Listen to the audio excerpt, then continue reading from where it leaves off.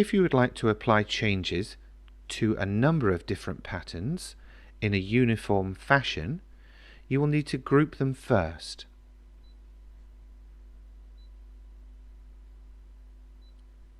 As an example for this section, I have chosen to load a multi-part design, which is automatically grouped when you bring that into the machine, and therefore all of the parts move and change together.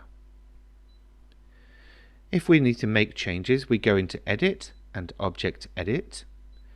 Now if I resize it, it will resize all of the parts together. If I duplicate it, it will duplicate the entire group. If I flip it or mirror it, it will mirror the entire group. If, however, I turn off the grouping function, you can see how it's now made up of various individual parts that I can move around separately and change individually.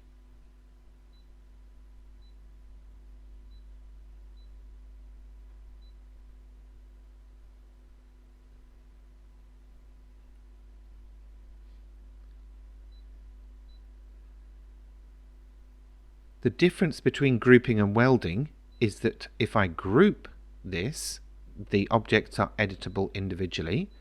If, however, I weld that group of objects together, you can see that it creates a brand new continuous outline by fusing all of those shapes together. So remember the difference in the future. Grouping is where you want to change the properties of a selection of objects, and welding is fusing them all together. Now grouping is undoable. Unfortunately, welding is not. Grouping can be done with any number of objects from any number of sources. Basically, as long as they are on that cutting mat, you can select and group them. So for example, I will go back to this hot dog. This time, however, I will load in the individual elements one by one, as I normally would.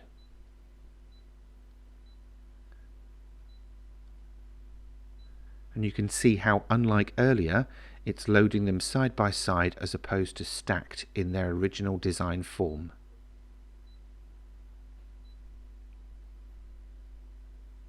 To group these though, I click on Edit, use my selection tools to select all of the objects I want to group, go to Object Edit and hit the Group button.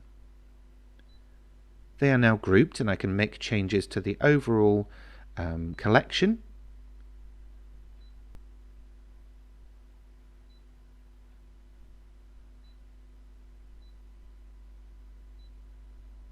And everything I do will apply to all of the shapes that I have selected in that group.